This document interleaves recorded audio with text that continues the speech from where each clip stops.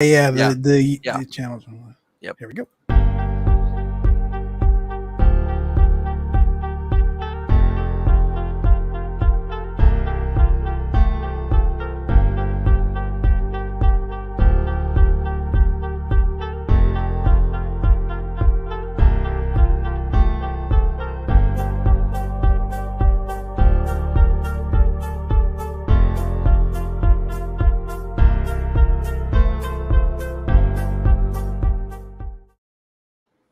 Ladies and gentlemen, boys and girls, welcome to the Closed Traffic Podcast, an aviation and flight simulation show featuring. Was that polite enough, Mike, or should I? Hey, you know what? know, I'm laughing and I'm smiling because I realized before we started, like we usually do, we didn't discuss who was bringing who in. So I was like, I'm glad we I didn't step on figured. each other. You took the reins. Yeah, you know me, man. You just gotta dive right in and send it right. But anyhow, again, guys, welcome to the Closed Traffic Podcast. I'm Johnny, and along with my I was going to rag on him, but I'm not going to rag on him this time. I was going to give him a break. Ladies and gentlemen, your friends of mine, Mike. Mike, say hello to people, man. What's up, people? I appreciate you sparing me on this very busy Wednesday, man. How you doing? Man, hang in there, man. Hanging in there. Just still getting settled in. It's been an adventure. Since we the whole technology issue I ran into, but all in all, man, it's been good. It's been good. Definitely Good. appreciate it, man. How about yourself, bro? How's everything been going? Busy. Well, who isn't these days? Yeah. In some respects, you can say that's a good thing, right? So all's well. Yeah, I'm just man. happy to be on here this evening. I know we'll get into what happened and sort of what the plan is for today's stream. But oh my gosh, speaking of plans, man, plans and Closed Traffic Podcast. Seriously, man, like why are you putting that in the same sentence, bro? Seriously. But no, there was a lot going on. So we initially had one guest, and but due to unforeseens, no, we had to we got them rescheduled, but we were fortunate enough. I guess it's a good time to bring him in, Mike, unless I'm overstepping yeah, my man, boundaries absolutely. Here. Let's bring him in, man. Cool. Let's bring him in. Awesome. Well, ladies and gentlemen, just want to introduce a special guest, Mark from Fly Simware. Mark, say hello to the people, my friend. Hey everybody. I guess that would be me. No, I just again thank you for coming on, because it was I've been a huge fan of your work, and in case you guys aren't familiar with some of Mark's work, and I have to say it's probably some of the best general aviation simulations, me personally, I've seen. Even going all the way back to P3D and FXX. Flight Simulator 9. Oh man, and then the Learjet 35, the Mitsubishi, all the aircraft that I typically see at my home airport. Fly Simware was so gracious enough to provide us with that. So see, everybody's diving in there. Welcome everyone. So I guess just to start off, Mark, did you want to let the audience know what was your thought process behind the 414? What led you to tackle that as a project? Yeah, my tech pilot owns the plane and wanted me to make his plane, and has been begging me to do it for 6 years. Oh, wow. So, and I kept putting it off as we had other projects always on the shelf, and I'm kind of glad I waited, because it really deserves to be where it is right now, and it's really hitting the limelight. So, yeah. So, and it's been 2 years since I started this project, and the reason why is because I wanted to get that Grumman out, which is one of our planes that we ported over, so that way I could not have more problems, and kind of like have something to practice with before I got this one out, and that way we can make sure we got a plane that's fully in the market and working and stuff like that. And so that was my practice plane. So we had to kind of do a few things in between the 2 years, and that's why it took so long. But yeah, it's for sure. almost here, I should say, because we're still in beta right now. Oh, for sure, for sure. Yeah, but I noticed you decided to do kind of like an open beta style of release this time. Was there some factors that led you to make that decision, or because I mean, to be honest with you, even in its beta state, it to me it seems better than some of the releases I've Say seen that again. in their completed state. I've been reading that a lot, and I was surprised to hear that because we haven't really released our full flight dynamics yet. It's just basically what I call putting getting in the ballpark on some of the numbers. Sure. And even some of the stuff was way out there because the rudder system is just really, really challenging in MSFS already. Right. It's not like the P3D days, and it was easy to set up. Even Right. when you get it half decent here, it's not that great. It's a snappy rudder. I call it a snappy rudder. It is. Yep. Yeah, I kind of noticed that as well. I thought it was just something. Well, maybe it's my peripheral. So I've dialed down my sensitivity as low as it can go, and it does seem a little touchy, but it's to me. I mean, it's still definitely flyable. But I know there's some aircraft that I use personally, and they're almost unflyable because the yaw is so just insane. But the backstory for doing open beta, which by the way, we did not expect this many people. We thought maybe a couple hundred people, and everybody else would want to wait and say, "Well, let's see where it goes." And sure, it's the opposite. And I just wonder, are these people really know this is a beta? Because they're doing what they're supposed to do. They're reporting things, but it's there's too many beta members. But we want to remind them that you are the beta, and so if we fix 12 things and I break 2, every once in a while we get a guy who will complain that, oh, well, I need to check my work. Well, no. That's the whole point of the beta is we don't want to release an update once a month like some companies do and just have it say it's done and we'll just fix it when we get the reports. And for me to check the entire systems again every time I do an update, that would be a long time. So yes, I do put it in the sim and I make sure that, unfortunately, like the other day, the wings are there. And when that happened, we didn't release it yet. So I pulled the release down. And so only about 20 people, I think, got that actual version, that hotfix. So we released another hotfix within 24 hours. So we'll do a hotfix if we can't at least have something for you to enjoy between the weekly updates. But sure. Yep.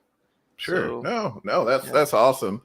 No, that's definitely awesome. I guess, and what I'm leading to is the whole point is that I could quickly just get through the list of things we need to get this thing to be a nice aircraft. And so with having the community help, we'll get there much quicker, much quicker. Much quicker. Absolutely. And I totally agree with you in that perspective, Mark. It's one thing to kind of have that, that pool of users there for feedback, but it's as challenging as it is, I can see the benefit, of having that larger pool, multiple types of configurations, multiple types of systems. I'm sure you can definitely get that, get that juicy feedback that you can use to really line this thing out. But I think folks were really excited to see a Cessna multi.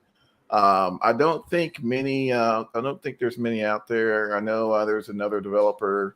They had I think it was a 310 for P3D, but very few in that Cessna 4 series that I've seen. I think there's another developer who did a Cessna 404 Titan for P3D or something like that. That's really it. So, and it's very, to me, aesthetically pleasing. Especially with your model in MSFS, I mean, it just looks beautiful. Yeah, it looks gorgeous. It flies phenomenal. I'm like you, Johnny. Like a lot of the products Mark, has put out are really, representative of our small airports around here and some of the airplanes and most of the airplanes that you see. I mean, including this 4-4. This 4-4 actually have a DPE. That's based at my local airport. He has a hangar and he's got a 4-4 And it's spot on. The looks, the feels, the sounds. He just happens to be flying whenever I'm flying, but I can certainly attest that it's you've done a phenomenal job with this. It's a great aircraft. I love flying it, and way to go. I think Cal's Flying Machines definitely hit on a good point. He says, I think the open beta model is brilliant because it allows for engaging feedback and collaboration. I wish more developers would take that approach and sort of have that, that viewpoint as well, because it truly does, especially when you consider a platform like Microsoft Flight Sim 2020, who, we're going on 2 years now. Really still in its infancy when you think about the level of development and whatnot that's still required and still a ways to go. It certainly helps to bring that feedback to the forefront and a little bit more timely than your traditional development and release cycle. So kudos to you, Mark. Appreciate it. Yeah, thanks. Absolutely. And one question I did have for you, Mark, and we've had several other developers on as well. And one of the aspects of developing in 2020 that we've heard of is that as far as managing Asobo's update cycle with their service updates, have you ran into any complications or conflicts with that? Which conflicts? Say it again. I'm sorry, with Microsoft. I'm sorry, with Asobo's service updates. Service updates. Are you saying like doing the beta for SU9, or are you saying no for like the like service update, 7 or 8 in the past? Yeah, yes, right. Well, I mean, I'm in the same boat as everybody else, but yeah, there we like our front gear after SU8 started shimmering. So when you hit the brakes, it would bottom out. So they did something there. Oh, wow. And so, yeah, all of a sudden your plane starts to act different every time there's an update, maybe, and you don't know where it's going to be, and you'll find out later. But sure. yeah, so we had to increase the front shocks compression and then we were also able to increase the front brake as well. But it causes it also to sit a little bit higher when you do that, because we had developed the animation to be specifically for what we had it calibrated before. So yeah. Oh wow. It's always a battle for sure. when it comes to these things. How did you go about like adjusting the flight model or creating the flight model, especially like I said, in a sim where a lot of developers and a lot of their add-on aircrafts are struggling with today? That flight model, and I've heard it from other people in the beta as well, is probably one of the best, if not the best, aircraft that we have in the sim today. It just feels so realistic. It feels so smooth. It doesn't have that herky jerky or that sort of wavy feel to the aircraft like a lot of these FS 2020 default and add-on aircrafts have. Like, obviously without revealing your it's secrets, probably how did you it's probably because it's a freaking heavy little plane. It's a metal box. No, I think I think always the best thing to do is start with a very close aircraft in the sim and start with their config, because it already is giving you a good starting base. You don't want to start from scratch, or it will just never come together. Sure. And then I use real world specs for everything after that, and then I see where I'm at, and then from there, that's where we're at now in beta. And then we actually tune it to be more perfected, especially based off feedback and my tech pilot and all that. Which, by the way, my tech pilot has got an amazing new career. I won't go into that, but unfortunately, it's like cry, he's not around as much as I'd like when I'm finishing the plane that he asked me to build. So it's like, what is going on? This is the one time I do want him to help. Oh my goodness. But he will be. It's just, unfortunately, it'll be a little here and a little there, and he is. It's just not as much hours as I would like. Absolutely. No, and to Mike's point, I mean, the thing Mark flies amazingly, and I dabble with. I'll say 2020 has been my go-to for general aviation, just because the looks. But I mean, just flying a lot of GA aircraft, I would say that 414 to me, and definitely definitely feels the best. But just to segue to another aspect I was curious about in the 414, which I think is a huge feature, is the ability to decide what type of avionics you want, whether you want looking for just the 530 or the GTN 750 configuration with just a single 750. I think it's the PMS 750, or I think it's like the NXI edition as well. Yep. What sort of inspiration led you to, decide, let's give these guys options? Because I, for the life of me, there's some releases I've seen out there, and you have to have this version, or you have to have one version or another. So, just kind of curious, what kind of inspired you to make that choice? So we were gonna go with our tech pilot's name is Joe. We were gonna go with his original panel and his new panel. So he recently redid the entire avionics and panel, and they put in a glass gauge setup with two GTN 750s, the GFC 600, a transponder like the one you see there, similar, and then for the pilot side, he got rid of everything there, and you basically have a G500 600 primary flight display, and I can't get one of those. So we like, okay, well, we're just going to have to put that on the shelf, and maybe we can add that years, down the road. Sure. And so we were going to, it's so hard to work with the sim, and the owner of PMG said the same thing. He said, what takes 10 minutes in P3D takes 9 days in the sim. Wow. Yeah. And he literally said that publicly, and that's coming from him. Exactly, so, for sure. I spent 2 hours last night on one knob to fix one little problem that was already done when it was fine before, and now it's got a problem, and now I had to fix it. To 2 hours. Actually, okay, that's so nuts. Back to where it was, because I almost forgot where it was. We were talking about the what were we talking about? The avionics. Oh, right. Okay, so at the last minute, we were just going to release the 530 panel and just focus on one good quality, and we would probably be done with beta right now, and everything would have been done. Wouldn't probably be as big as popular, but a friend of ours named Ryan introduced me to TB from TDS for the XI, and said, yeah, why don't you integrate this? And I was like, really, there's another GTN out there? And I only know the PMS 50. And they're like, yeah. And I'm like, well, okay, maybe we could. I guess, a friend of mine wrote the GF 600 for P3D, but we never used it. It's sitting on the shelf right now with dust on it. Never been used at all, but it's all written.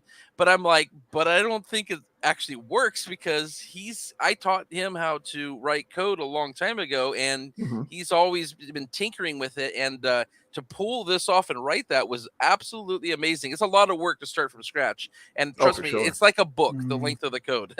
And so we not struggled, but we got in there, put our whatever you want to say. We just put both hands in and got in there. And for 3 weeks, we got that GFC 600 working, so we could at least have similar to what Joe has for the other for his upgraded panel, and by just changing the radios and taking out the Navimatic, and that has put me on the where it's slow getting the flight dynamics done, and I've got a lot of extra load on my shoulders right now. So and we did have some hiccups with our autopilot, and now that we got it working, we're still getting some complaints when they're flying with the PMS or they're flying with that one. But we found that I've been working with both of those companies, and they've been doing a great job. They gave us some LBARs so that we can actually communicate to our glide slope indicator. Cool. And nobody had that before, so now we're bringing that to the community. And then that was the other reason I wanted to do this. And then I guess I don't know if I want to go into details, but people are still complaining there's problems. So we found a bug and we reported it, and TDS fixed it within 24 hours, and it's great and it works. Unreal. But then one of our good friends named Les had spent all this effort and time to figure out why it still fails sometimes. And what he found was he did fix it, but there's a loophole. And if you get right in this one specific way to do it, which is actually pretty difficult to explain, but It works, and he showed me live, and I'm going to show that to TD tonight, and we're going to fix that. So, there's always software is never finished. That's the way it is, and so and so there you go. And so the customers are like, "Is it TD who's got broken stuff? Is it us?" And it was both, over the period, and we're working it out. So, but I want to say our autopilot is doing its job, but it's not like a typical autopilot. The buttons are not just talking to the K events. We have to write logic so that it can you can arm it, and then it can turn on when it needs to turn on, and that's what makes it a cool autopilot. But wow. And then another topic is hardware binding. So a lot of these pros that want hardware with a plane like this, you can't just use. A lot of people are confused. They're like, why is your plane broken? Because they're using all their hardware. Trying to talk to my plane, where we now have a list on Discord of all the buttons and knobs and switches that you can't just assign to hardware because it won't talk to our plane. It only talk to the K events. So there's a lot that could be said to the public, and that's why I'm glad I can mention it here now, because it's hey, that's what this outlet's for. This is why we love having developers on, because I think, and I'm guilty of it, I'll admit it, we get so caught up in our own little world, in our own little box, in our own expectations, and we don't realize everything that a developer and or their team is dealing with, especially, and I'll continue to say it, in a new sim like FS 2020. There's a lot going on. There's a lot that needs to be done. And there's a lot of things, a lot of times that are out of your hands. So definitely get it. We appreciate you sort of bringing us all back down to earth, because sometimes we need that. Yep. Absolutely. Definitely appreciate it, Mark. Well, Mark, I know you had a special surprise for the audience you wanted to release, but I actually wanted to do that towards the end of the show, just kind of build suspense. Boom. But so I was going to mention before that, I don't know if you at some point I have my 3ds Max open, and we can show the audience if I can share my screen. Absolutely. Yeah. I can show you guys what it took to model this thing. Let's do it. Let's do it. Yep. So I'm assuming I hit the share down here. Is that what I want to click on? Yep. Okay. Let's see. Share screen. Okay. So screen sharing is easiest to monitor. Screen sharing is the best. Okay. So I can just select. There we go. I can select. We can also, let me go screen so they can see my mouse as well. Sure. There we go. All right. There we go. Wow. Whoa. So look at that. Let's turn off some of the stuff that's going to kind of interfere. Let's go like that. There we go.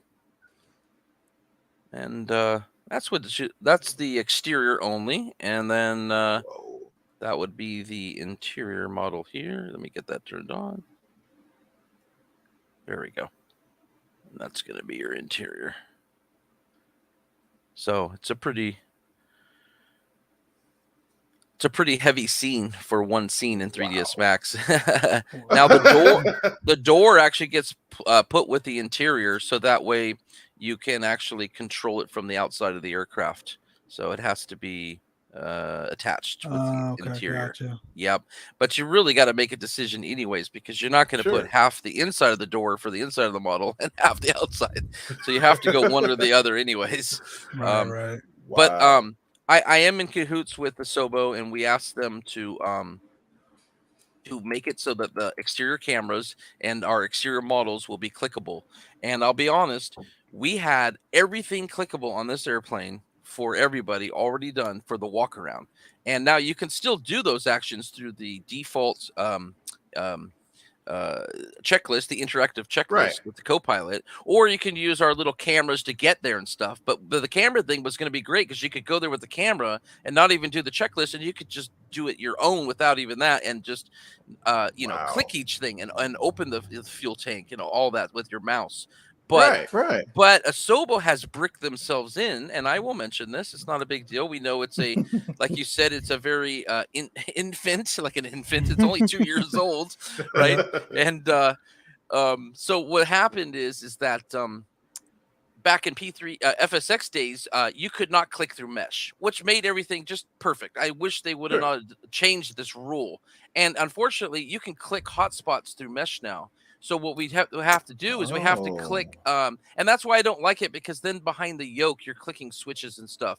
And you can put these like, I'll just call it like a wall blocker to make it simple for the audience. And you put these wall blockers, and you make this wall, and it's invisible.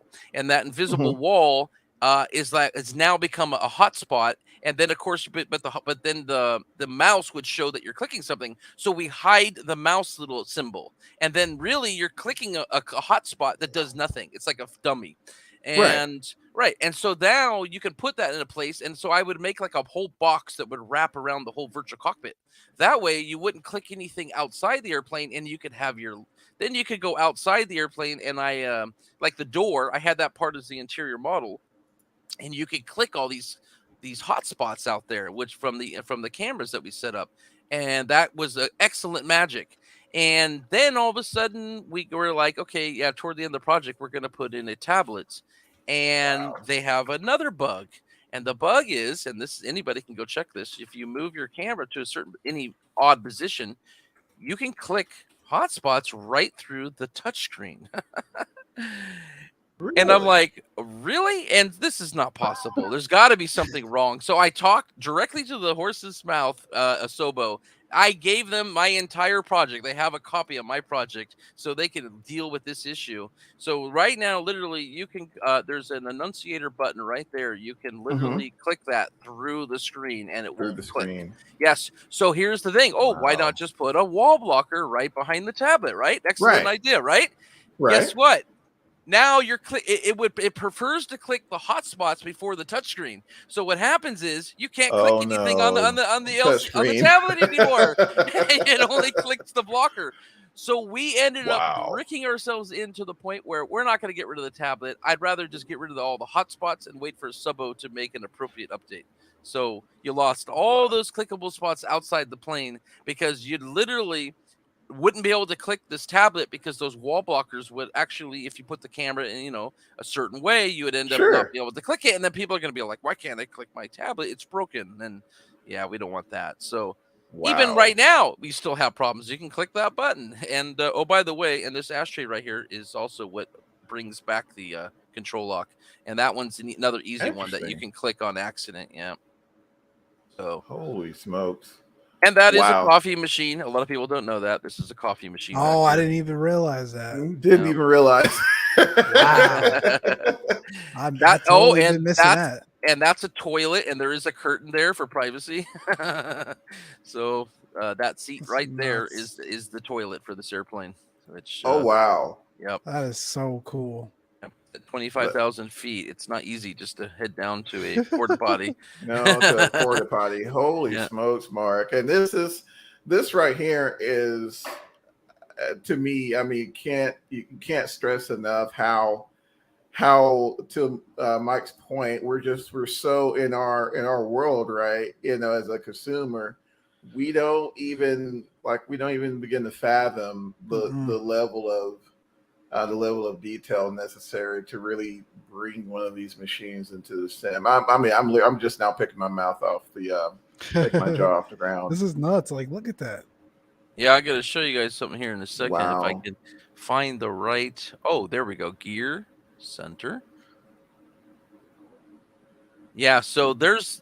I mean, we wanted this airplane to be so realistic. Of course, Joe wanted it, and of course I wanted it too. But he always wants more than me. So everything inside this nose compartment is fully working like the real deal. It's got up locks, and actually for the first time you can now create. A lot of devs probably don't even know this. You can actually create a working spring. So look at that spring there. Oh wow, that's nuts. Yep. I mean, this thing's got everything. Now, also a lot of people are wondering. Wow. The front gear is not going to steer on the ground till you get moving, because it has a bungee type cable system. So if it's got any resistance, then the bungee stretches. If there's no resistance, then it just then the cables will move. So it's called like a bungee cable is what they call it. And So the rudder's like that too, and people thought we had a broken rudder. I got confused on what my tech pilot was telling me, but technically, you can move the rudder when this is stiff on the ground, but then, but it remains at the if you have this, if you have this angled left and you stop, then the rudder's to the left. Then when you let go of the rudder pedals, it would go back to the left, even though you can still move it. But we can't do both of those, and that's what I told him 2 years ago. And then I was like, Wow. 3 months ago, I'm like, oh wait, maybe we can do it. But then I forgot about the double jeopardy there, and you can't have both. So we just put it back to a stock rudder. So unfortunately, but the front nose wheel is all custom coated, and literally there is a part in here that works like the real thing in the real world. Holy smokes! There's a guy who actually invented this little part right here, and it prevents it so when the gear's in the up position, it doesn't steer. But you can still move the cables here. You can see these cables. So if I move this right there, so is that still steering? Then it forces this piece to move. But when it's in the up position, then actually this will move and this won't. So it actually, but of course right now it's at the wrong angle because of the way you have to park this thing up here. Park it. Right now it would be straight up and down. That's the wheel's at an angle because of the way that timeline has to be with the keys. But yeah, so then when this now moves and it's in the up position, it actually can't turn it anymore, and it's all just a mechanical little part that was invented by this guy right here. And I don't know the name of that part, but I love that piece right there. It's just amazing. Wow. So we have actually got that fully in there, modeled and working. If you can get a camera in there and watch it work live and while you're flying the plane, it'll do what it's supposed to do. It's absolutely phenomenal. Unreal. Holy smokes. Guys, if you have not went to FlySomewhere's website to check this thing out, you're living in the rock. Check it out. Definitely pick you up a copy. Every time I'm firing up 2020, I'm flying this thing. So wow, Mark, this is unbelievable, my friend. Yeah, we gave go ahead. Now I was gonna say it's so versatile too, man. Like I've done a bunch of VFR flights in it, low and slow. I've done some IFR, high and fast. Like 2020 is really the sim where this belongs. Like, obviously your work probably would have been a little bit easier at some of the more mature simulators out there. But when you think about like the flexibility of this and how gorgeous, I will give FS 2020, how gorgeous that sim is. And, being able to really, truly enjoy the GA experience, with pilotage and some of that other stuff, I think it's phenomenal. If you guys haven't picked this product up yet, you're certainly missing out. Go check it out. For sure. Yeah, I agree, Brett. Incredible attention to detail for sure. Oh, yeah. It's nuts. Yeah, even this nose locker, you will not get detail like this on the doors, and most planes will look like a Roblox when it comes to these kind of doors and stuff. Yeah. Oh yeah. This is like modeled like the actual engineered and modeled like the real door with the jams. Yeah, I actually want the paint company to darken these a little bit darker, but that is the rubber seal. Holy smokes. It actually seals and has the waterproof sealing in there. Wow. Mark, do you find yourself able to do certain things in 2020 from an exterior perspective that you weren't able to do in P3D or FSX? Yes. Okay. But what are they? Let me think. Yes, there are. We do have some advantages now. We can throw a hell of a lot out of it. That's the number one right there. We can put a lot in there. So this plane has over 100 light effects in it. You would never be able to do that in P3D. No way. Wow. So are you familiar with the brightness controls on all the panel and stuff like that? Yes, that's on the center panel on the 440. Yeah, on all the panel sections. Yeah, you have those little. Yeah, on the center you have all the little individual little brightness controls. Yeah, so so those are all instead of being textured on there, those are obviously really brightness control lights, and those add up to be 100. Well, the whole plane adds up to be over 100. Yeah, so that's effects are the worst when it comes to flight sims. So. That is amazing. I thought that was never going to work, and I just kept crossing my fingers as I kept doing it. And there is no loss from it at all. It's unbelievable. Absolutely unbelievable. Wow. No, Mike, have you had the opportunity to fly this thing at night? At night, yeah. In It's fact, insane. I've only been able to fly it at night. Like I'm, I'm getting through the day, and I'm like, all right, let me go try to do some GA action in FS 2020, man, and it's phenomenal.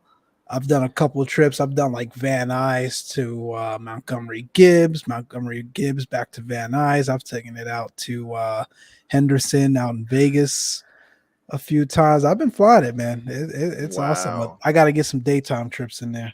Yeah, I gotta get some more. I get some more nighttime trips in there, man. Most of mine have been the mornings where I'm able to really use the lights. But I mean, just look at the detail, the bags here. Holy smokes! Now, Mark, is the luggage tied to your weight and balance calculations? Yes, it's like 20 pounds per bag. So you up to 220 will be max. So some people when in the streams, they're always like, we're asking them, yeah, show it off, but they run the sliders and they have so much fuel in the aircraft, they actually don't can't all the luggage, right? Because you'd have to hand type it. Also, adding weight to seat number 7, which we'll see that it isn't even there. Once you add it, then it shows up. And the reason for that is my tech pilot wanted to wring my neck because he does not want that jump seat back there. It's not. I don't know if it's a jump seat. It's not movable, but it is like a jump seat. He's like the owners of these planes always throw those things in storage right away. There's just these. When literally a 6-foot person walks through the cabin here, he's hunched over and his back is scraping across the ceiling. You don't realize it by just being in there with a camera, but that's literally, you should see somebody walk through one of these things. Yeah. And so they take out that seat and they move the one that's in front of the cabin door and they push it all the way back. And so that's how we have ours for stock. And then if you want to bring in that jump seat and add that extra weight, it's realism. It adds the weight, it brings in the seat that wasn't there, and it pushes the other one forward, and then somebody can play cards with his buddy at the table. So there you go. And yep. And then of course, some people like to do those old, like especially with a plane like this, they like to do those old like drug runs across the pond and stuff. So we gave them the suitcases. Literally just watched. Oh my gosh, what's that show on HBO Max? Invisible Pilot. Invisible Pilot. If you guys haven't seen it, that one too. The Tom Cruise movie as well. Yeah. You guys got to go check that movie and that show out, man. Like I've seen the 414 being ran a couple times. No way. Oh yeah, man. Check it out. Yeah, I'm gonna check it out for sure. Definitely gonna have to check it out. Holy smokes, Mark. Again, we definitely appreciate you showing us, just the mind-blowing level of detail that's on this airplane. Holy smokes, definitely appreciative. It's not easy to do. No, at all. So, Mark, like timing wise, when do you feel? Obviously, like Johnny and I are both in software development as well, but we're on the management end. We don't actually do any coding. At least I don't do any coding. Johnny does some coding, but like obviously, software development never ends. But at some point, you get out of beta and you're in GA and you're in rollout and you're supporting that. From a timeline perspective for you, when do you think this will be sort of full GA and sort of out of the beta phase?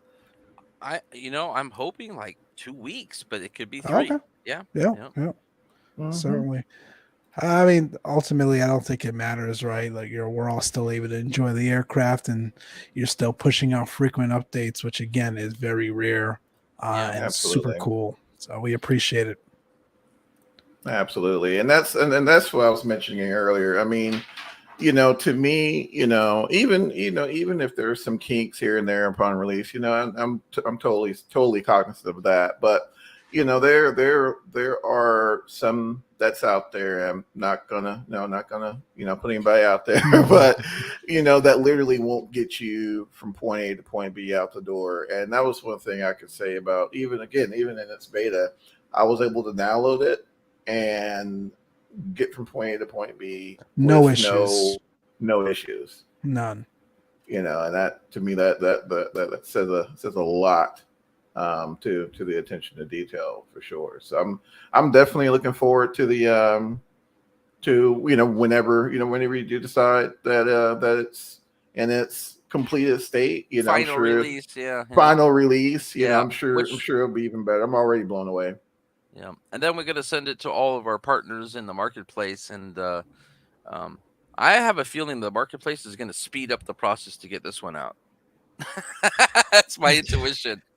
I would agree. You should see how long it took to get my Grumman out when I put it on the list. I got on the list. Oh yeah, but they've been also trying to improve that as well. So I think obviously it's going to be faster no matter what. But I think they'll want to push this one right away because of the hype. Maybe I think there's a lot of hype out there. I'm so busy working. I hear there's a lot of hype. there certainly is, man. You've got some of the folks here in the chat who have said, "Hey, it's phenomenal, great attention to detail." One guy said he did 4 flights in it today, and it's Wednesday. Jeez. So it's wow. it's certainly up there, and I think we could, you know, go out and promote it more. Listen, I think, and Johnny and I have had this conversation on many podcasts and even just privately.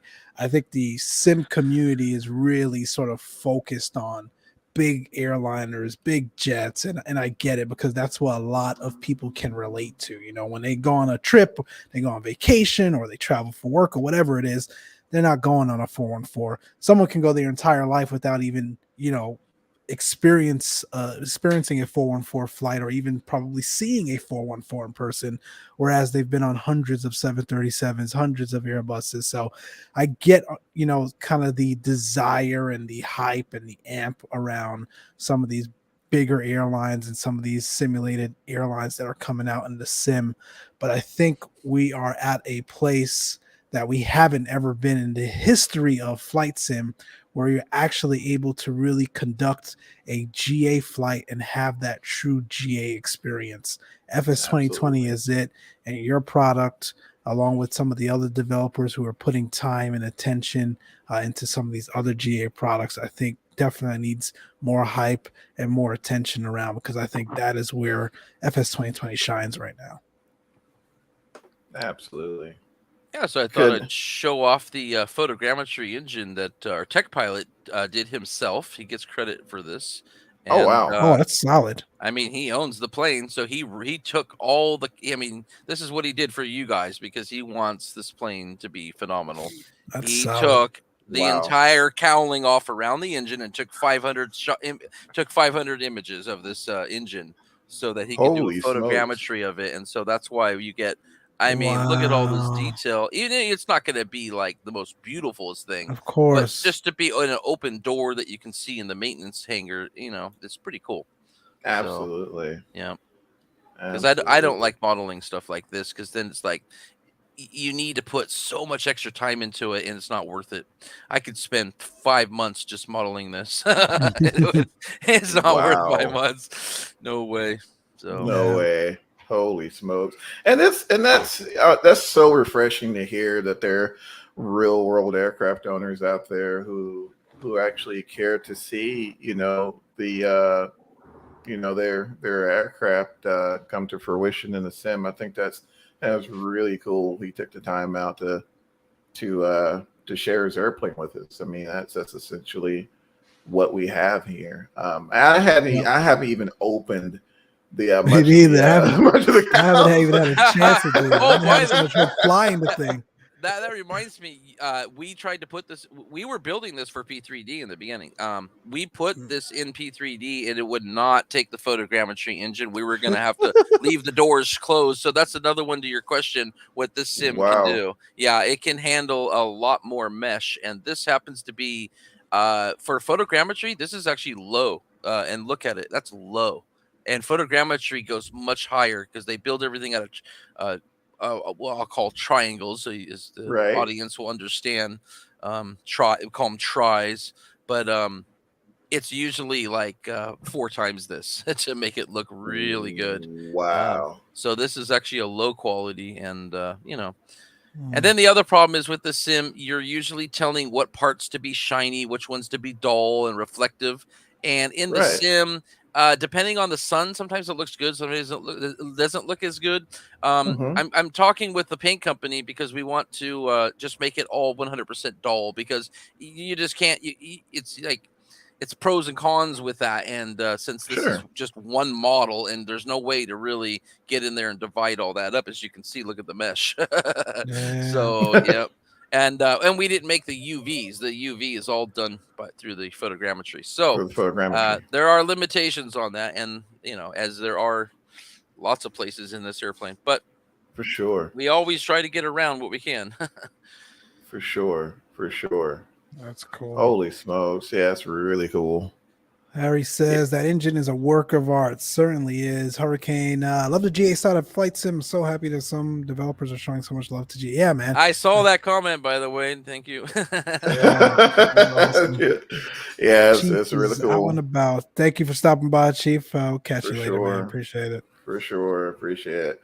Yeah, but that's and I'm right there with Hurricane. I mean, there's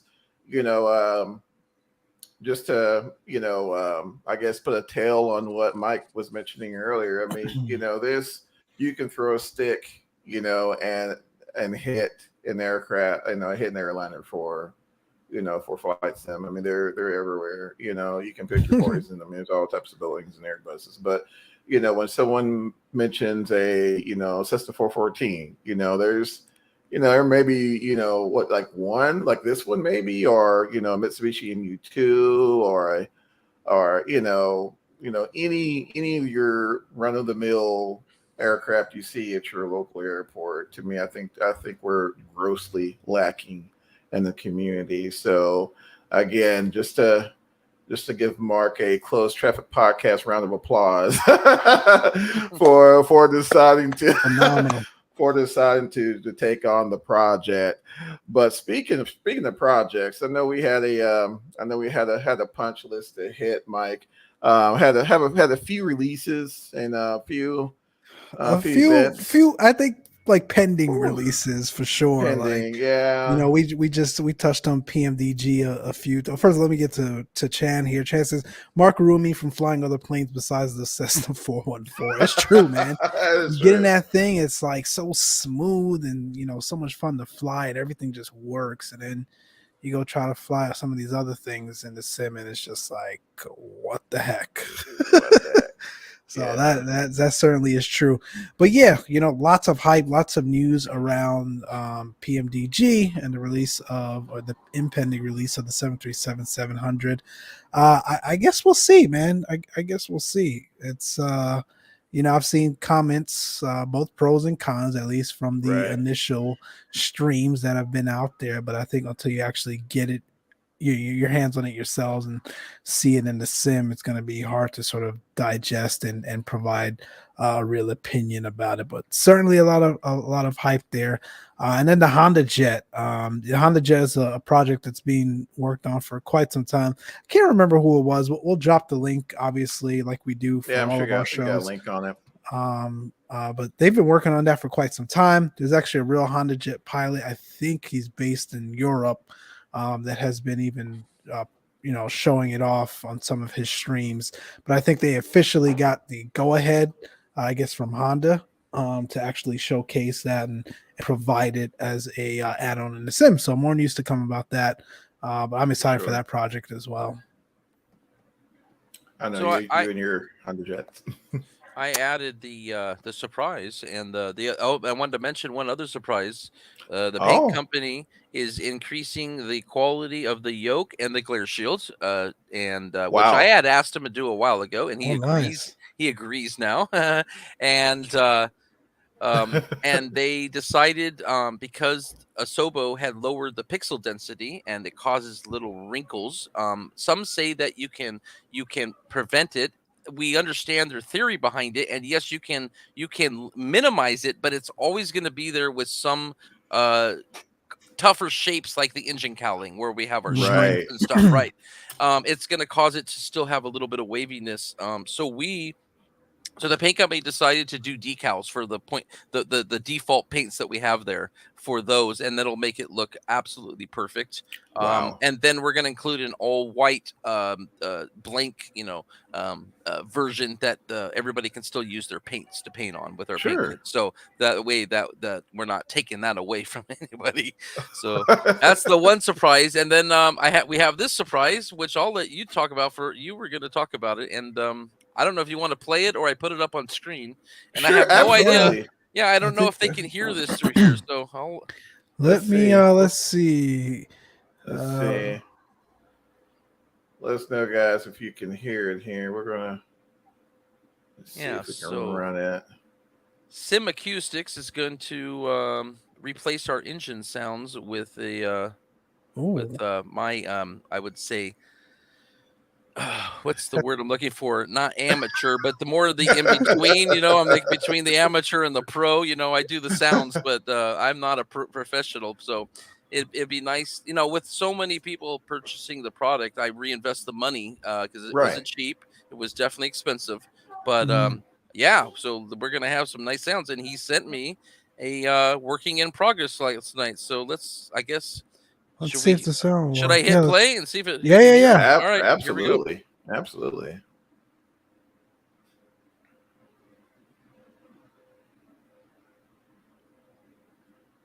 I don't have it on our side. Nothing. No. Yeah, I don't think we. Yep, I don't think we can pipe that through. Let's see if I change. Let's see, because we're sharing. Well, I'm sharing the screen, but my audio is not. So can I change my audio to this rather than me? Try that. Try that. Yeah, I'm curious. Huh. Oh, that's mic muting. Okay, that doesn't work. Settings. No. Audio. Oh, here we go. No. I can. Okay, so let's see. So we can go. So let's see. Microphone, speaker. All right. Communication. See if this works.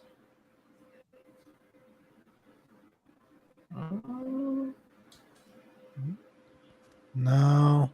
I wonder if you pipe it through your computer speakers and let your microphone pick it up. Maybe that's a little janky, but yeah, I don't know how well that would come through. Do you guys have control over there where you can actually play audio? Let's see. I'm looking here. You can play this right on Discord. Let's see. Stereo audio. Let's see. No echo.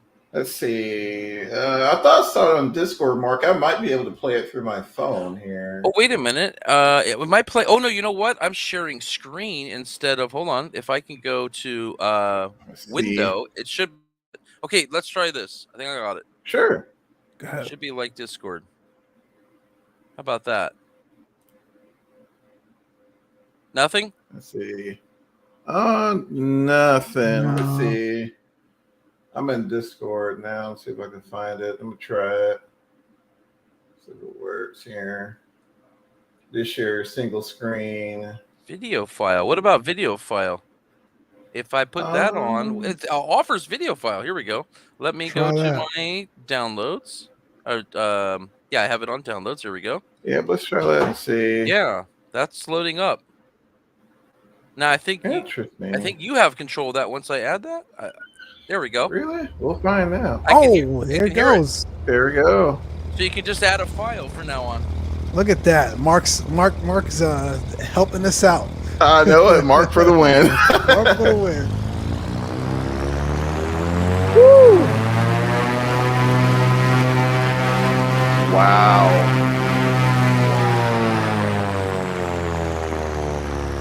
Unbelievable. And you can hear the turbo. Oh my god. That's nuts. I hope you guys can hear it out there on the stream. You hear the turbo, right? I was just gonna say that.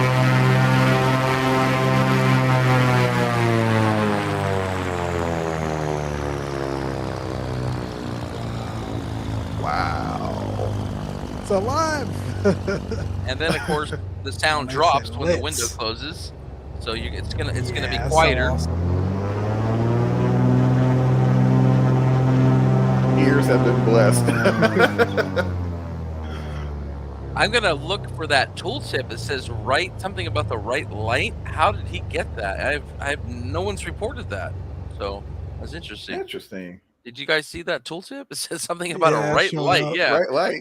right light. I was like, is there a right light on this airplane?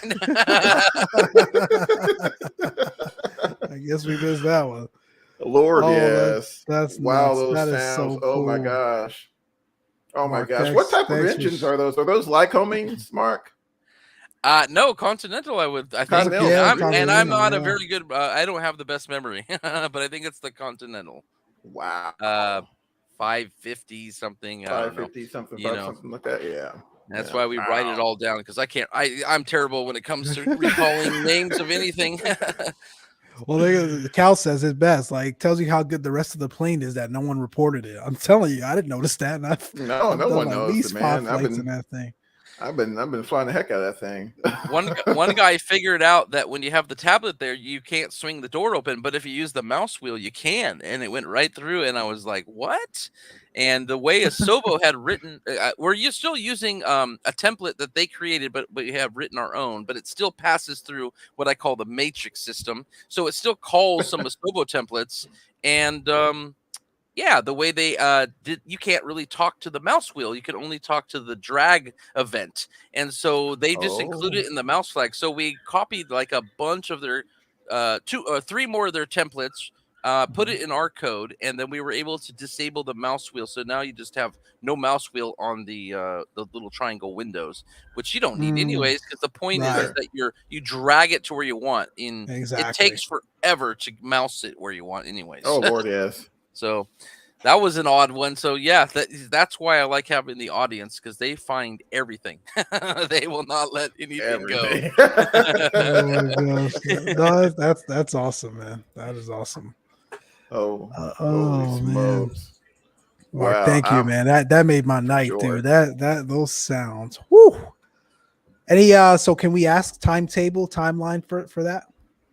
I wasn't gonna do it, but Mike did. He said he's hoping 3 weeks from about a week ago. So cool. Maybe by near the end of beta, we're gonna have those sounds. So it's gonna be awesome. Johnny, I heard you're gonna start streaming again, dude. You gotta. What? You gotta have to showcase this. Hey, Charlie, we're gonna have to get him, man. We have to get him. Time is not my friend. Time is not my friend. But hey, man, since you hit, my man over there 500 subs now, bro. It's hey, when's that here stream we going go. out? Here we go. Love how you try to switch that on me, man. Funny. No, that's awesome, man. I think what we also wanted to show first of all, hold on, Mark. Do you have any more surprises for us? No. Oh man. None, we touched on that earlier. When is it going to be a final release? Mark said he's hoping, within the next 3 weeks. So, we'll see. Charlie says that's why you got the Starlink, man. You got